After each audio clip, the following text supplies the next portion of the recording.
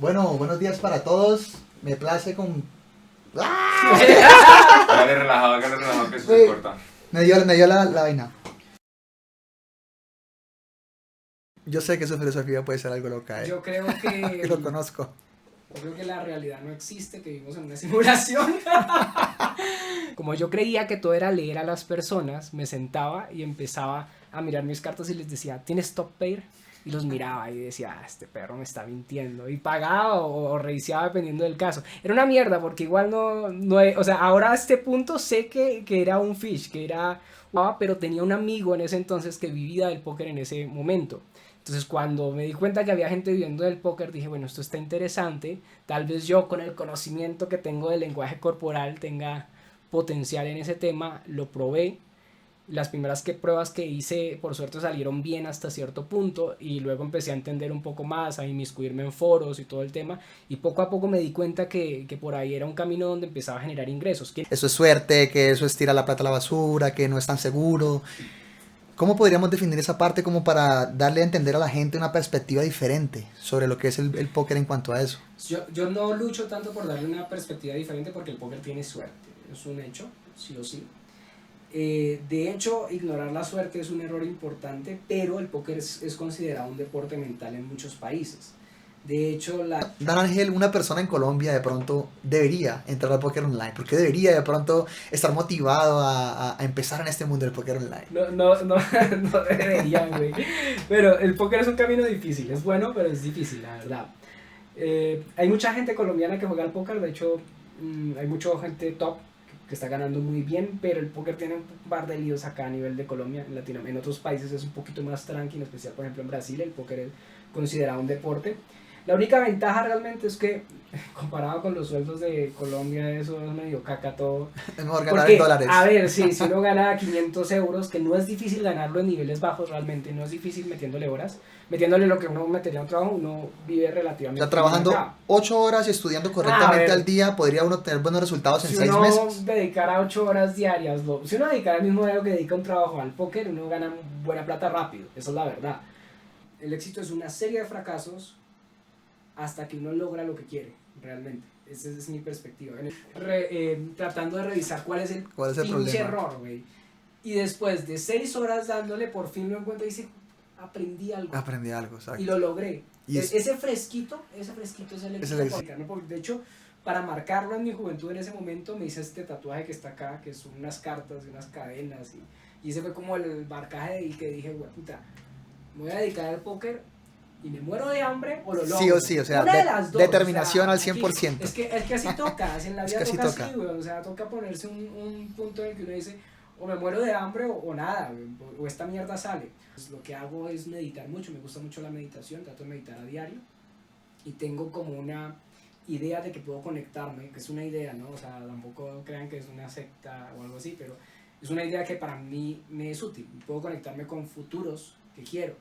Y ese futuro, a nivel de pensamiento, esto es una idea que está basada más en una cosa loca de las ideas de Jean-Pierre Garnier Mallet, que es que el pensamiento puede tener una conexión cuántica, digamos, que trasciende el tiempo y que el tiempo no es tan lineal como parece y que nosotros lo vemos lineal simplemente porque estamos viviendo. Entonces, viejo Dan, ¿cuál es el consejo más valioso o qué consejo le darías a alguien en este punto de su vida, que de pronto esté buscando emprender, que de pronto esté buscando en cambiar su vida de un lado para otro, que de pronto esté en ese momento justo que usted sabe en el cual uno está como buscando encontrar el punto clave de su vida?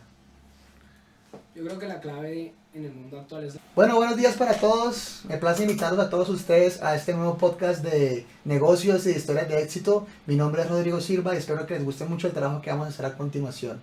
Para comenzar este gran podcast, me place presentarles a un gran amigo mío, mi amigo Dan Ángel. Gracias por la presentación y es un placer estar por aquí, en especial ayudar a arrancar, como poner los cimientos de este nuevo proyecto.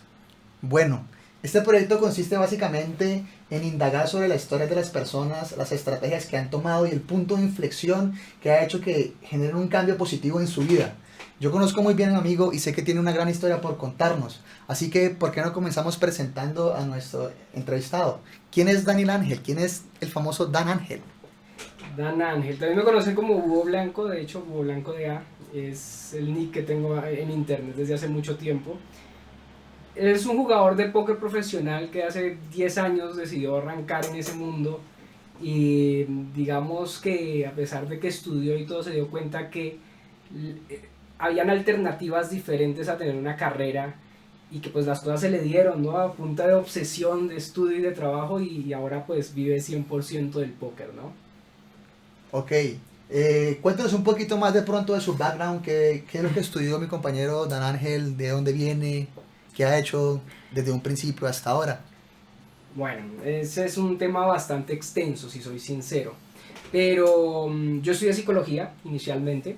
En sexto semestre más o menos empecé en el póker, pero antes de empezar en el póker, cuando inicié a estudiar psicología, la inicié a estudiar porque me encantaba el tema del lenguaje corporal, lo que era estudiar las microexpresiones, cuando la gente mentía y no. Ese fue el inicio, el pistoletazo, por así decirlo, que me permitió empezar a meterme en el póker porque creía que el póker era eso, ¿no? Sentarse a uno, a leerle las mentiras al otro, etcétera. Y después me di cuenta que no, que no era suficiente, que era una mierda. De hecho, me puse a jugar un par de veces y perdí un montón. Entonces me di cuenta que tenía que aprender matemática, estrategia, y a partir de ahí fue que empecé como paso a paso a inmiscuirme en ese mundo realmente. Yo tengo varios recuerdos de cuando usted estaba empezando a jugar póker, que usted trataba de leernos la carta que teníamos, nos leía las microexpresiones en ese entonces, ¿no? De hecho, tengo un canal en donde cuento un poquito más a fondo la historia por si alguien quiere alguna vez verlo, pero también tengo una newsletter. En la newsletter hace poco hice un correo en el que contaba un poco cómo era la historia de cuando jugaba con amigos, cuando tenía más o menos unos 17, 18 años, que nos sentábamos a jugar con fichas en las mesas de las salas mientras nos tomábamos una cerveza. Como yo creía que todo era leer a las personas, me sentaba y empezaba a mirar mis cartas y les decía, ¿tienes top pair?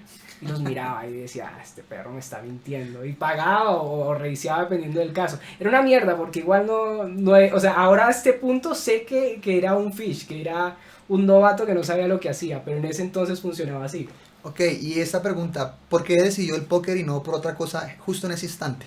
¿Qué fue lo que lo influyó de pronto mientras usted estaba estudiando a irse por el póker y no tal vez, no sé, por un e-commerce o hacer una carrera profesional más enfocada a la psicología? Uf, yo diría que casualidades de la vida, o sea, siento que uno está destinado a ciertas cosas. En ese sentido siempre he creído que los hobbies son lo que lo lleva a uno realmente al punto donde llega un hobby, te dice puedes vivir de ese hobby. Porque yo inicié aprendiendo a hacer páginas sobre el lenguaje corporal porque me gustaba mucho, hacía análisis y estudiaba ese tema.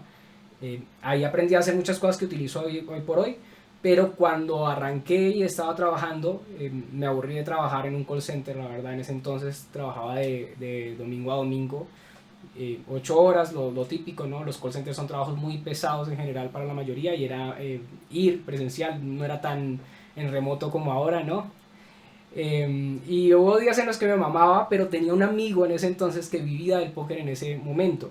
Entonces cuando me di cuenta que había gente viviendo del póker, dije, bueno, esto está interesante, tal vez yo con el conocimiento que tengo del lenguaje corporal tenga potencial en ese tema, lo probé.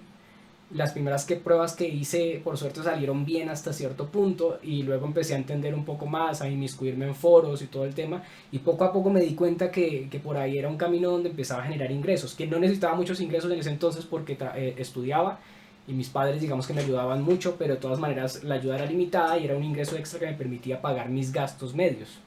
Recuerdo mucho que para ese entonces, cuando usted está trabajando en el call center, el sueldo mínimo eran alrededor de 800.000 pesos. Sí. ¿Eran más o menos $200 por ese entonces? No sé, el dólar estaba como en 2.000 pesos. Era un poco más, ¿no? Era un poco más. Sí, sí, porque el dólar no era tan alto, no ganaba tanto porque inicialmente uno no gana, o sea, el póker no es algo en lo que uno puede iniciar ganando millones de inmediato, pero para un estudiante en ese entonces ganar 300.000, 400.000 pesos extra, fuera de los gastos que quedaran libres sin tener que trabajar 8 horas, eran las nuts, era una cosa grande, o sea, era buenísimo para uno.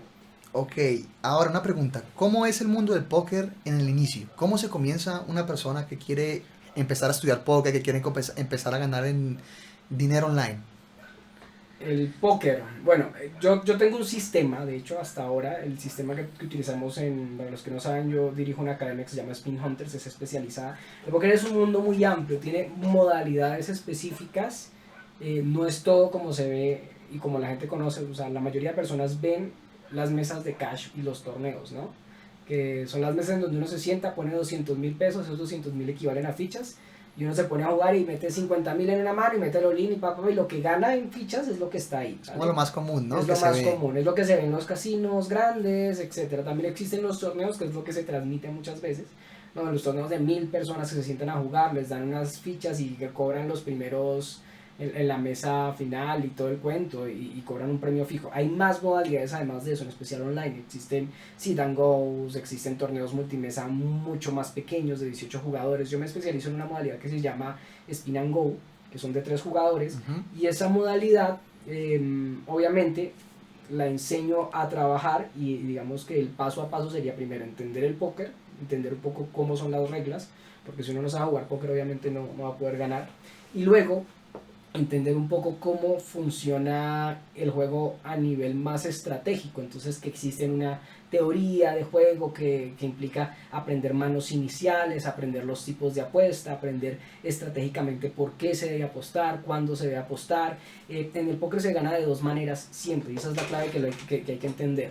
Se gana o mostrando la mejor mano, y eso quiere decir que uno tiene que hacer que el otro le pague a uno sus apuestas con una mano peor, o haciendo tirar a las personas de sus manos con una mano peor. Entonces, o los haces retirarse o les ganas el dinero. Pero como no se ganan todas las manos, hay que ser estratégico para ganar las manos importantes, las manos que renten, y de media hacer un promedio y estadísticamente terminar ganando más que perdiendo. Ok. Entonces, usted tiene una escuela de póker, ¿verdad? En este caso, ¿cómo sería la trayectoria que debe de enfrentar un jugador rookie que apenas empieza? O cuál es el camino que él debería tomar con respecto a su escuela y para comenzar a alcanzar éxito en el póker online profesional? Bueno, en mi escuela nosotros tenemos un curso básico de póker. Ese curso básico enseña las reglas, enseña las manos iniciales. ¿Qué son manos iniciales? En el Texas Hold'em, que es la modalidad en la que jugamos, porque en el póker también hay más modalidades, además del Texas, existe el Ohama, bueno, varias, ¿vale? Entonces, las manos iniciales significa qué manos uno debe jugar, porque la gente que es rookie, digamos que entra a cualquier mano. Yo me acuerdo que cuando estaba joven y empezaba en eso tenía una mano fetiche. La idea de mano fetiche es muy de novato, que es una mano que le encanta a uno y que siempre juega. Una mano muy mala, que era 7-2 off-suited, 7-2 sin nada. A mí era reina 9. Eso, hay gente que tiene manos así. Entonces, ¿qué hace? Uno enseñarles qué manos no deben jugar en cada posición. Entonces, en las posiciones uno determina muchas cosas y uno sabe qué rango de manos puede jugar y no puede jugar en relación a la rentabilidad que genera. Luego uno aprende cómo jugar el flop, cuándo apostar, cuándo no apostar, cómo varían las cartas dependiendo de cuando cae el turn y el river, porque son 3 calles en principio. Y asimismo aprende la estrategia, aprende uno la teoría del rango de manos, el ranking de manos, más o menos, pero mucho se basa más en entender cómo funcionan los movimientos, que si yo apuesto, entonces es por valor, por farol, por protección, ¿vale? Apuestas en relación al pozo, que tengan sentido, que tengan un objetivo. Eso desde el punto de vista básico uno lo aprende rápido, porque aprende a jugar, pero ya a nivel estratégico cada modalidad tiene, digamos, sus altibajos y sus detalles estratégicos que implican entenderla mejor, como el comportamiento de cada jugador va a variar dependiendo de la modalidad que juegue. Perfecto. O sea que, teniendo en cuenta todas estas cosas, ¿cómo podríamos definir la suerte en el póker? O que como la gente siempre dice o escucha uno, ¿no? No, no jueguen el póker online porque eso es suerte, que eso es tirar la plata a la basura, que no es tan seguro. ¿Cómo podríamos definir esa parte como para darle a entender a la gente una perspectiva diferente sobre lo que es el póker en cuanto a eso? Yo no lucho tanto por darle una perspectiva diferente porque el póker tiene suerte, es un hecho, sí o sí. De hecho, ignorar la suerte es un error importante, pero el póker es considerado un deporte mental en muchos países. De hecho, la IMSA, que es una institución internacional, lo tiene al nivel del ajedrez, a nivel de declararlo un deporte mental. ¿Qué pasa?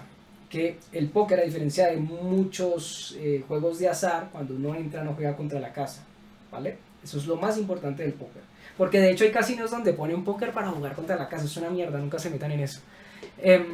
Explícanos un poquito más sobre eso. Es que juegan al póker, pero juegan contra la casa a hacer jugadas. Pero ellos los llaman póker, pero no es póker realmente. Entonces, ¿qué pasa? Cuando uno juega contra la casa siempre gana. Siempre va a ganar. Jueguen a la ruleta, van a perder dinero. Jueguen lo que sea, van a perder dinero. Pero en el póker cambia. En el póker la casa gana una comisión fija por dejarlos de jugar. Esa comisión se llama rake. Es el porcentaje que cobra. Sea torneo, sea cash, lo que sea. ¿Vale? Entonces uno gana no tanto de ganarle a la casa, sino de quitarle las fichas a otros jugadores. Entonces uno se sienta a jugar contra otros jugadores. Es como la clave. Entonces la diferencia es que cuando uno juega contra otras personas, esas personas cometen errores. Cuando cometen errores, cuando pierden dinero. Entonces es por eso que en el póker se puede ganar y el póker no es tan azar como parece. Obviamente hay porcentajes de azar, porque por ejemplo, si yo voy a jugar una mano y voy all-in en una mano en donde yo tengo un 70% de ganar, eso significa que de 10 veces que juegue esa mano, 3 voy a perder, indiscutiblemente. Y hay fenómenos estadísticos tan fuertes, tan complicados, que implican que a veces uno juega la mano 20 veces y justo 7 seguidas va y uno pierde todas. Eso puede pasar, pero para eso se gestiona mucho el riesgo de pérdida. ¿De Pero es pronto? parte del juego, es parte de ese proceso. O sea, la suerte está ahí. Ahorita Pero pues, no es el continuamos factor y más seguimos. importante.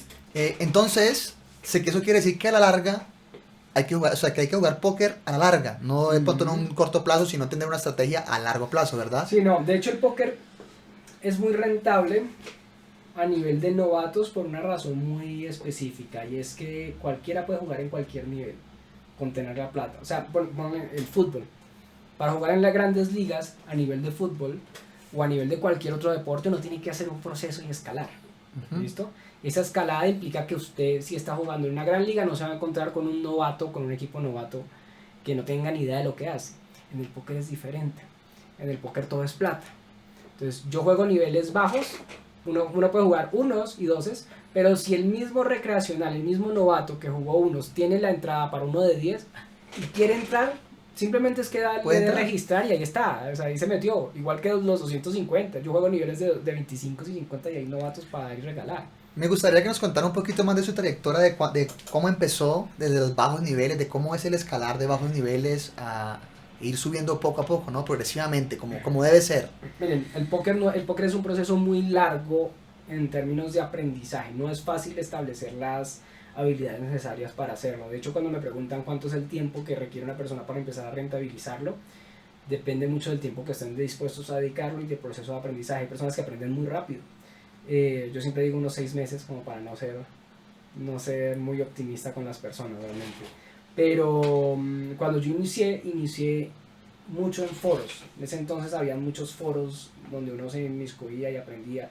Ahora funciona mucho el Discord, nosotros tenemos también una comunidad alrededor de ese tema, pero uno empieza entre aprendizaje y juego constante. Hay algo que se llama gestión de banca, que es prácticamente la gestión del riesgo, que le permite a uno jugar, perder y al mismo tiempo controlar esas pérdidas para que no se vayan de la mano, para que no haya mucho riesgo de quiebra realmente. A medida que uno mejora, se encuentra con maneras de medir el juego, es decir, de medir que uno las cosas las esté haciendo bien. En el cash usan las BB100, que son las ganancias de ciegas por cada 100 manos. En los torneos utilizan muchas veces el ROI, que es el retorno de inversión. Nosotros utilizamos el ROI, pero está relacionado mucho con el chip BB, que son las ganancias de fichas por torneo.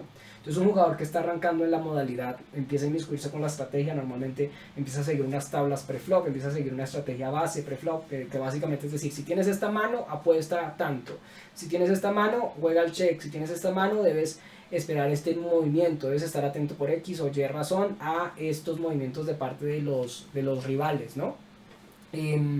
A medida que uno va mejorando, las ganancias van aumentando. Esas ganancias implican, por ende, también que el dinero de la banca base que uno tiene va aumentando. Y como uno quiere gestionar el riesgo, ¿no? Entonces si uno está en uno, se está jugando con 100 euros, pero si ya de repente gano y llego a 200 y quiere subir, pues dependiendo de los resultados uno puede tomar la decisión de escalar o no. Pero para eso pues obviamente hay que mirar los resultados previos. ¿Qué tiende a pasar muchas veces? Que si uno no es consistente y no estudia constantemente, por ejemplo, o no espera unos resultados constantes, puede tener suerte esa muestra y eso implica que en el siguiente nivel se pone a jugar, va la cosa pueden como la estrellar. mierda, se estrellan y ya no tienen confianza para seguir jugando.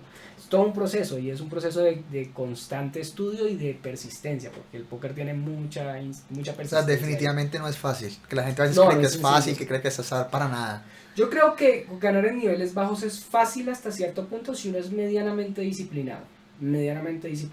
Pero hay un punto de inflexión en el póker donde el nivel se vuelve mucho más complejo, donde ya el nivel que se requiere a nivel estadístico y a nivel de estrategia es mucho más alto.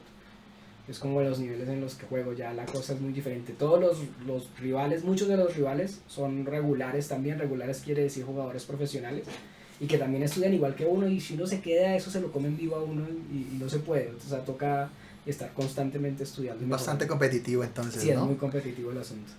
Dan Ángel, entonces, para las personas que de pronto estén interesadas en el póker, ¿cómo podemos encontrarlo en Discord? ¿Cómo podemos unirnos a la comunidad? ¿Cómo podemos empezar? Bueno, al menos desde mirando allá, ¿no?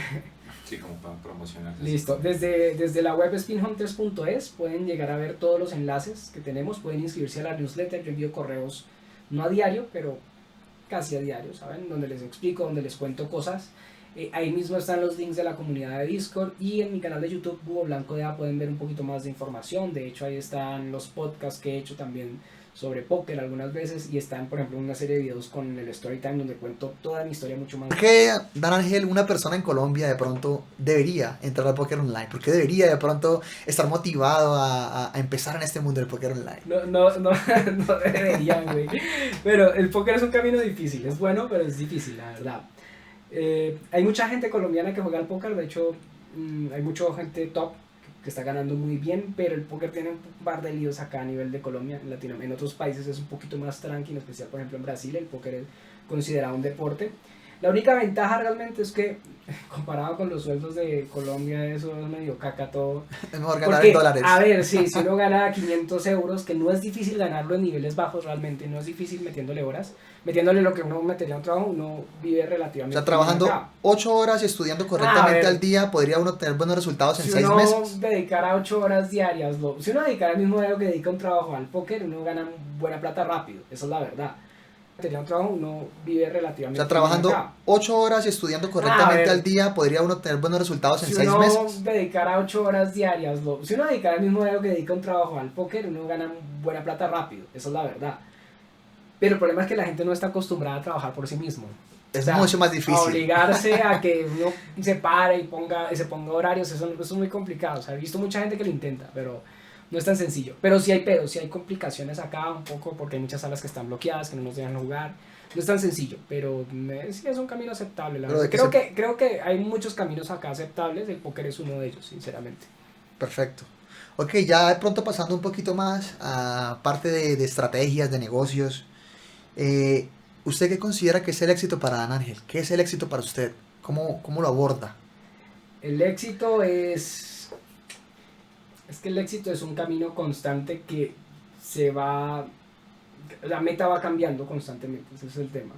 O sea, el éxito es una serie de fracasos hasta que uno logra lo que quiere, realmente. Esa es mi perspectiva. En el póker pasa mucho que uno cuando quiere subir de nivel siempre se estrella. O sea, inicialmente si uno quiere escalar a un nivel que nunca ha tocado, las primeras veces le va a uno como el culo. Esa es la verdad. O sea, y le toca bajar. Y eso se consideraría un fracaso, pero vaya y suba, vuelva, baje, suba, baje hasta que se establezca. Eso implica estudio, eso implica uno, digamos, poner a prueba el conocimiento, poner a prueba lo que uno cree que sabe, pero resulta que no sabe. Entonces todo ese proceso de mejora, de cambio y de uno decir en algún punto lo logré, ¿no? Logré escalar el punto Logré donde hacerlo. quería, ese es un nivel de éxito que es lo que me parece interesante. Es como cuando yo tengo una complicación, por ejemplo, a nivel informático y no he podido solucionarlo. O un programador que tiene un problema en el código y dura toda la hijueputa mañana, no sé si puedo decir groserías, tratando de revisar cuál es el pinche problema? error, güey. Y después de 6 horas dándole, por fin lo encuentro y dice, aprendí algo. Aprendí algo, ¿sabes? Y lo logré. Y Ese fresquito es el éxito, es el por éxito. más que hubieran 6 horas detrás de tratar de solucionarlo. Lo peor es que nosotros los seres humanos no nos conformamos con nada. Y viene otro, y Claro. viene otro, y viene otro. pero es que siento yo que en ese tema lo interesante no es la meta, lo interesante es el camino. Porque si uno se pone a mirar historia, a mí me gusta también ver muchas historias de éxito, historias de empresarios, toda la mierda, y la mayoría concuerdan en algo. El problema no es llegar a algo, el problema es el proceso, porque cuando usted llega y logra algo ya se vuelve aburrido el asunto. Entonces a mí me pasa lo mismo, siempre he tenido metas de llegar a X nivel y cuando llego me toca ponerme una meta más alta porque si no me aburro y tengo que meterle un poquito más de pasión al asunto. Pero ahí está el tema de ser competitivo y tener un poquito más de avaricia, ¿no? De no querer como quedarse estático en los mismos sitios, que creo que es lo importante. Ok. Ahora me gustaría abordar esa pregunta de ¿cuál fue el momento decisivo? ¿Cuál fue ese momento donde hace clic la cabeza y uno nota un cambio brutal, se puede decir, en la vida de uno y en el pensamiento que lo hace a uno de pronto avanzar más o motivarse desde otro punto de vista? Es que no sé si sea un clic específico porque yo siento que tenía muchos clics en general, ¿sabes? Realmente, o sea, cada tanto pasa, cada tanto uno se siente como estático y de repente, pum, como que cae en cuenta y eso le abre uno la mente en ciertas cosas. A mí me hizo el clic mucho en un momento dado en el que había salido de estudiar, había terminado la carrera, estuve trabajando un par de meses como psicólogo detrás de un contrato ahí en el gobierno. Eso detrás Sí, recuerdo. ¿cómo se llama? De influencias políticas y todo. Mire, yo no sirvo para andar detrás del culo de nadie, weón. Pero de nadie, marica. Y duré 3 meses y no quería meterme otra vez a eso. En ese entonces trabajé en eso porque quería sacar adelante el póker, pero necesitaba un poquito más digamos, de base económica para poder estar más tranquilo. Trabajé 3 meses y hasta ahí. También trabajé en un restaurante administrándolo en su momento, que tampoco duré mucho. Pero ese trabajo, digamos, me hizo valorar lo que ya llevaba antes como jugador de póker, porque yo especial en sexto semestre, o sea, yo llevaba tiempo jugando póker. De hecho, me pasé a la nocturna para trabajar en el call center y cuando dejé el trabajo, yo no volví a la diurna, o sea, ¿para qué? Perder el tiempo, o sea, yo hacía lo necesario en la universidad para pasar, a mí me chupó un huevo lo demás. Pero el caso es que el resto del tiempo lo dedicaba al póker. Cuando me di cuenta que realmente la carrera no me iba a dar las ganancias que me estaba dando el póker en ese momento, con el tiempo, con el esfuerzo, con algo que me gustaba, sin andar detrás de cualquier culo ahí para ver si me daba un trabajo, ahí dije no, o sea, yo lo que quiero es dedicarme, porque de hecho, para marcarlo en mi juventud en ese momento me hice este tatuaje que está acá, que son unas cartas y unas cadenas, y ese fue como el marcaje y que dije, güey, puta, me voy a dedicar al póker y me muero de hambre o lo logro. Sí, o sea, una de las dos. determinación, o sea, al 100%. Aquí, es que así toca, así en la vida toca así así, güey. O sea, toca ponerse un punto en el que uno dice, o me muero de hambre o nada, o esta mierda sale. Porque es que al final, si no sale, ese esfuerzo lleva a caminos alternativos que logra que uno logre las vainas. Yo creo que uno cuando se esfuerza, tarde o temprano le salen las vainas. Obviamente, a veces la cosa no va de inmediato bien, pero uno va alternando, pero no deja de hacer lo que quiere hacer para poder llegar a ese objetivo. O sea, yo puedo tener un trabajo en paralelo al póker, pero si mi objetivo era vivir del póker, ese trabajo no puede ser mi vida. O sea, No, yo claro es un que trabajo no. momentáneo, 2 meses como para estar más tranqui y luego sigo. Y es como que en un punto uno llega y fracasa, pero aprende tanto esos fracasos que comienza poco a poco a obtener los resultados que uno quiere. Es que es eso, o sea, el aprendizaje viene de los fracasos. O sea, es igual que en el póker también. En el póker hay muchas analogías de la vida, pero como en todo, o sea, de las victorias no se aprende tanto como de las derrotas. Como de las derrotas, es totalmente cierto. Eso es real. Ok, ¿cuál es su enfoque o qué filosofía tiene usted de vida? Yo creo que, bueno, eso sí está loco. Yo sé que su filosofía puede ser algo loca, Yo creo que lo conozco. Yo creo que la realidad no existe, que vivimos en una simulación. y que realmente uno puede ser, digamos, la realidad depende de la percepción que uno tenga, de cómo afronta el mundo. Totalmente. Y eso mismo se construye realmente. Eso es lo que creo. Entonces, digamos, soy de los que, yo no creo en Dios, creo en eso, porque, digamos, a nivel de física cuántica me he metido mucho ese tema y me ha gustado mucho. Pero más allá de que sea real, siento que me es más útil, ¿saben? Me es más útil en general. Siento que eso combinado con la idea de tener como una mentalidad más estoicista, en ese sentido, de centrarme en lo que puedo controlar, porque siento que uno la vida es un juego, o sea, para mí la vida es un juego en realidad, como si fuera un videojuego, como una simulación literalmente.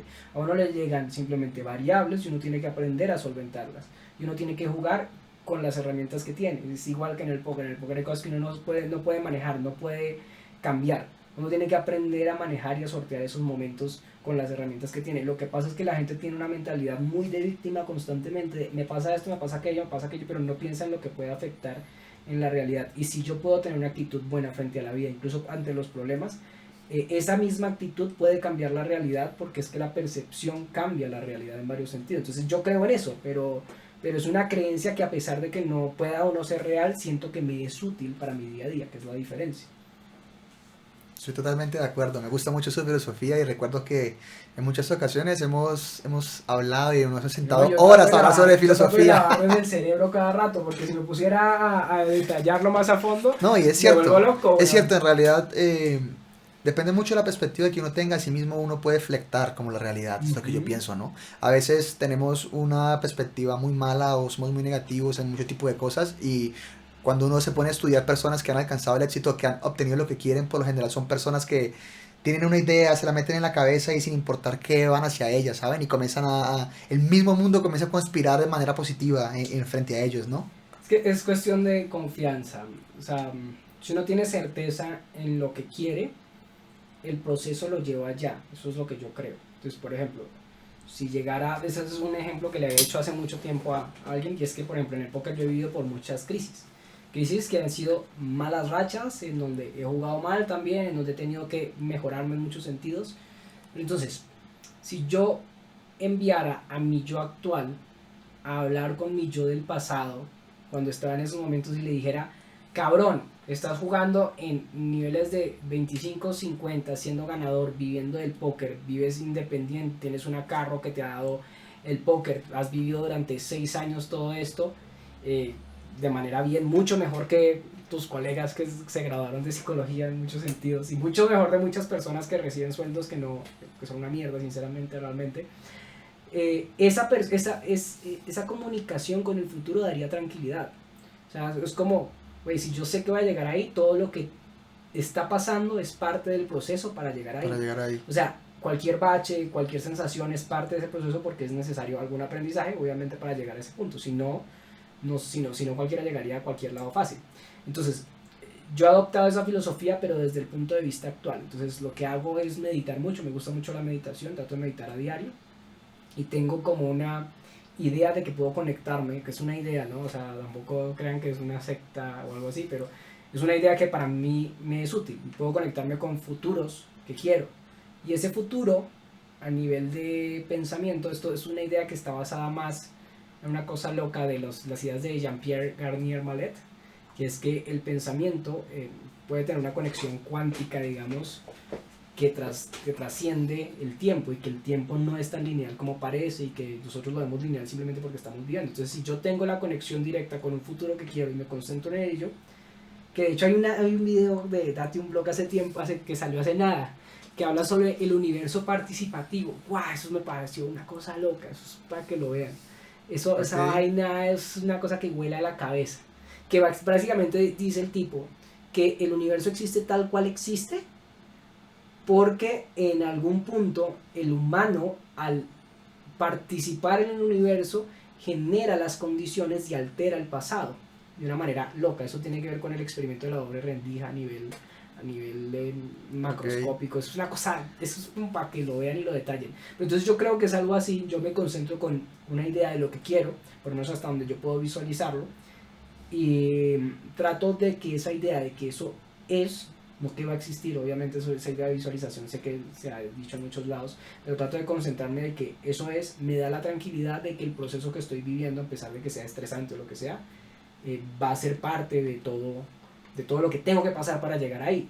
Entonces hace que uno viva sin tanto estrés, que es como lo más importante, sin tanta ansiedad. Qué cool. Viejo Dan, ¿cuál es el consejo más valioso o qué consejo le darías a alguien en este punto de su vida? Que de pronto esté buscando emprender, que de pronto esté buscando en cambiar su vida de un lado para otro, que de pronto esté en ese momento justo que usted sabe en el cual uno está como buscando encontrar el punto clave de su vida. Yo creo que la clave en el mundo actual es la curiosidad y el aprendizaje. Lo que pasa es que vivimos en un mundo que es muy acelerado, donde nos dan todo, ¿no? Tenemos entretención todo el tiempo. Aquí están viendo este podcast, pero alguno está bajando en TikTok durante una hora, ¿sabes? A mí lo que me ha servido para llegar al punto en el que estoy ni siquiera es dedicarme a algo en específico, sino haber buscado en muchas cosas que me interesaban y encontrar algo que me gustara y que eso me llevara al punto donde estoy yo. Yo empecé aprendiendo a hacer páginas web. Yo hoy en día la página web que tengo de la academia la hice yo. Y empecé haciendo foros, o sea, ni siquiera sabía lo que hacía, ni siquiera tenía nada que ver con ingeniería. Aprendí a grabar videos por mi cuenta en su momento, aprendí a editarlos por mi cuenta por gusto, por placer. Y aprendí a jugar póker porque me gustaba. O sea, uno va fluyendo con todos los hobbies que tiene hasta que uno dice, uy, marica, aquí puedo hacer plata, güey. O sea, su curiosidad de alguna manera alimentó su hambre por estar aprendiendo constantemente. Sí, realmente la vida buscando. es eso, o sea, siento que uno crece, la vida adulta es una mierda, entonces se centra en estar en un trabajo tratando de sobrevivir 8 horas, pero no le queda tiempo para uno. ¿Qué hace uno cuando llega en la noche? Se pone a ver una puta serie ya, pero aprender, ¿qué aprendes? O sea, ¿qué habilidades uno está ganando? ¿Qué cosas uno está tratando de ejecutar a nivel de hobby? Si a mí me gusta leer, ¿por qué no leo? Si a mí me gusta escribir, ¿por qué no escribo? Capaz algún día eso me lleva a otra cosa. Sí, a eso me refiero realmente. Porque si uno se queda estático, simplemente va a vivir una vida más bien estándar, fluido como en el sistema medio, tratando de buscar un ascenso y poco más, ¿sabes? O sea, no tiene más, pierde, no hay algo que lo lleve a uno a querer ser más ambicioso, a ir más allá, ese es el tema. De hecho, a mí yo me cuido un poco de no perder tanto tiempo, por eso cuando echamos partidas de LOL a veces digo, puta, me largo, tengo otras cosas que hacer, bro. No, está bien, siempre hay un momento para todo.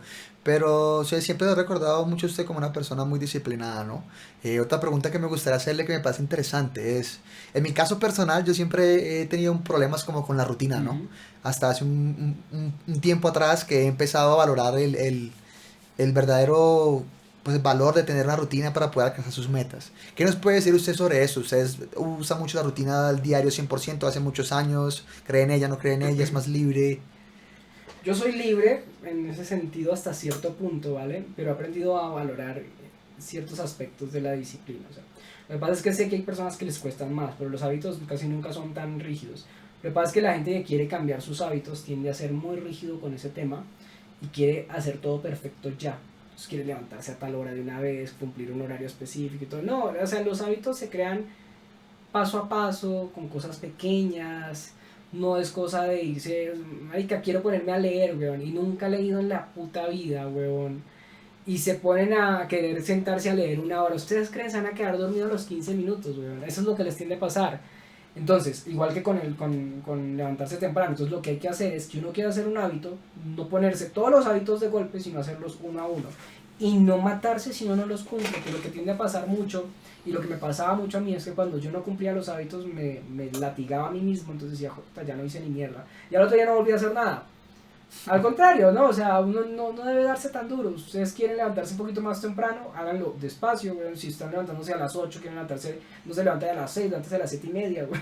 Sí, algo así, o sea, ¿para qué se van a levantar a las 6? Que duerman bien, güey, pues, tranquilos. Y si quieren empezar a leer, lean 10 minutos. Y empiecen así, si de repente les da la cabeza, leen más. Si no, no. Y si un día no cumplen, pues al otro día vuelven. Pero el problema es que la gente deja las cosas rápido porque se frustra y no sabe manejar esa frustración cuando quiere hacer cambios. Los cambios no son grandes, los cambios son paso a paso. Y ese es el error que comete la gente. Y el error que cometen también las redes sociales. Entonces le venden a uno que el cambio debe ser inmediato, un cambio radical, ¿no? Sí, eso es un gran problema.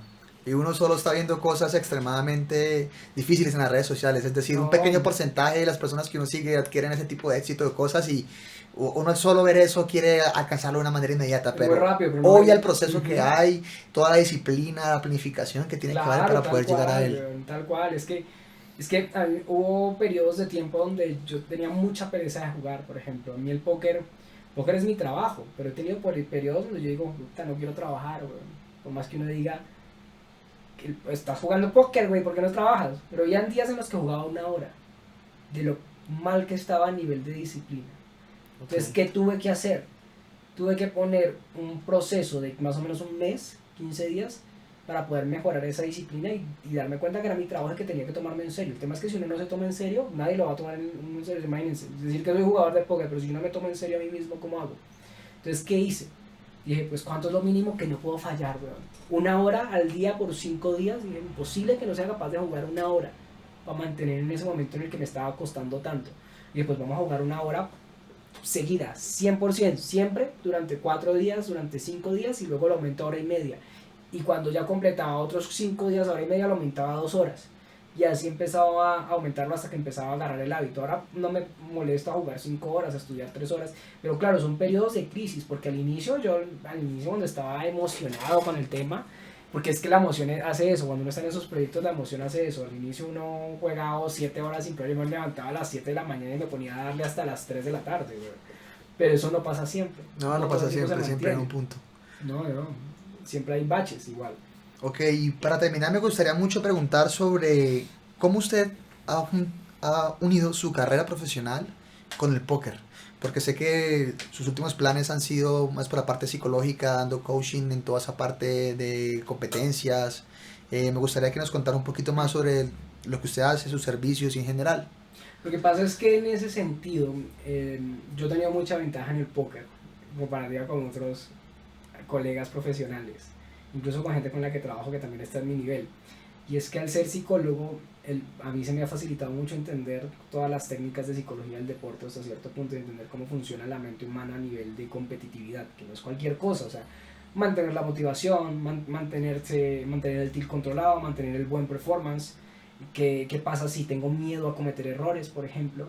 ¿Qué pasa si tengo miedo a manejar la frustración de no poder lograr las cosas a pesar de que me esfuerce mucho? Hay muchas situaciones en el póker donde son cabronas, güey, donde tú te esfuerzas horas a estudiar, güey. No Entonces tú estás estudiando 3 horas diarias durante un mes, durante una semana, ponle, y te pones a jugar y los resultados se van a la mierda igual. O sea, ¿cómo manejan esa frustración cuando no lo controla Cualquiera se viene abajo y se desmotiva y es muy duro volverse a parar, exacto, ¿no? Eso es un proceso. Ese tipo de cosas son hardcore y de hecho el mes pasado tuve una de esas experiencias, pero como ya tengo tanta experiencia en eso, yo sé manejar esa vaina fácil.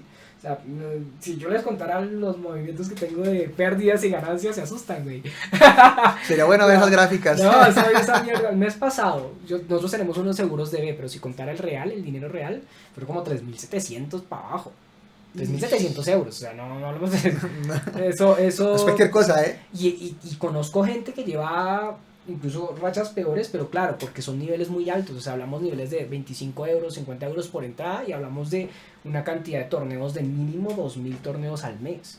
Entonces son movimientos altos, pero claro, todo se maneja, o sea, así mismo se maneja la banca, hoy en día existen seguros, o sea, no crean que tampoco es tan loco porque no es esa la pérdida real, es mucho menor, de hecho, pero pues es para que se entienda un poco los swings de dinero que pueden llegar a cambiar. Entonces, ¿qué pasa? Siento que a nivel de hispano, por ejemplo, hay coach mentales, pero los coach mentales no tienen una base técnica clara, o sea, sí, conocen un poco por empiria más que cualquier otra cosa, porque han empezado a trabajar en eso, lo mismo que le pasa a uno, empieza a trabajar en el póker y termina dedicándose, pero no tiene una base de estudio muy sólida a nivel técnico. Entonces yo siento que a nivel técnico en eso tengo mucha ventaja y me ha gustado la idea de poder ampliarlo a otros aspectos del mental, pero ya relacionados con deportes mentales específicamente, en una amplia gama de cosas, pero siempre he trabajado como coach mental hasta cierto punto. ¿Cómo qué deportes podríamos estar hablando? El gaming, todo lo que son deportes electrónicos, ¿vale? Que tengan trabajo en equipo, por ejemplo, que tengan ejecución, que sean difíciles de ejecutar en alto nivel, porque una cosa es aprender teoría, una cosa es aprender técnica, practicarla, y otra cosa es ejecutarla, aprender a poder manejar esa ejecución a un alto nivel, no solo bajo situaciones controladas, sino bajo situaciones de estrés alto. Bueno, en el póker tenemos muchas técnicas que sí llevan trabajando años, pero como los esports son tan recientes y como todo ese tema electrónico es tan reciente a nivel competitivo, pues nunca se ha trabajado tan bien a nivel hispano. De hecho, estoy seguro que a nivel de otros países eso lo trabajan a fondo, pero aquí no hay de eso. Aquí no hay gente que entienda cómo funciona el tilt, que lo haya vivido, que sienta que es una frustración de un mes teniendo una mala racha, güey. Eso no hay. Hay psicólogos que intentan trabajar con la gente desde sus herramientas de cómo funcionan las emociones, pero una cosa es eso y otra cosa es uno entenderlo en carne propia y poder vivir esos procesos para mejorarlo. O sea, no es cualquier cosa, esa es la diferencia. Entonces yo he tratado de jalar esa ventaja y he pensado, todavía no lo estoy abriendo del todo, pero he pensado en trabajar alrededor de ese tema. Lo que pasa es que no lo hago porque me va a ocupar tiempo del póker todavía, entonces he ido como más bien despacio, pero sí he estado como empezando a planearlo, sinceramente. ¿Por qué? Porque me gusta la psicología más que cualquier otra cosa, porque me gusta el tema, o sea, sinceramente. Yo estudié algo y a mí me gusta, la verdad. Lo aplico mucho, pero sé que me da mucho más dinero el póker. En ese sentido. Decisiones que hay que tomar No, mientras obvio, uno no. crece, ¿no? Lo que pasa es que ya estoy en un punto en el póker en donde el póker no es el fin.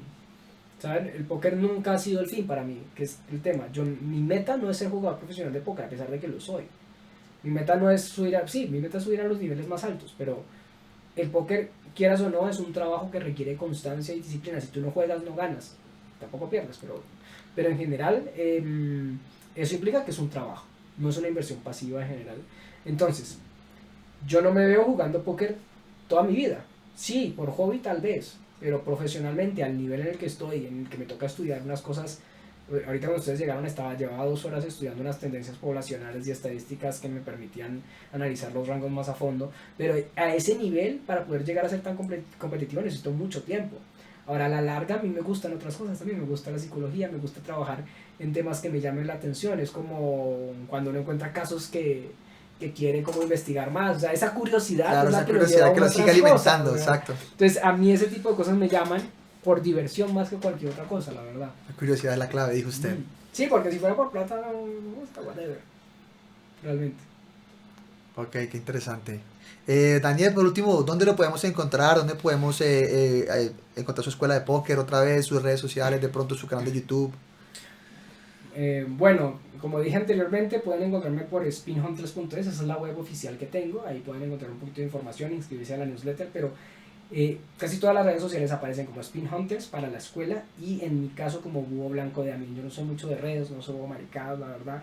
Casi no publico historias porque me aburre, sinceramente no me gusta exponerme demasiado, no, es más pereza que cualquier otra cosa. A veces subo videos, pero también tenemos un grupo de Discord y ahí me pueden seguir, o cualquier cosa que publique ahí va a estar, ¿listo? Por si quieren seguir. Perfecto, muchas gracias por la entrevista, viejo Dan. Como siempre, lo mejor Dale, de lo bro. mejor. Todo bien. Bueno, se fue.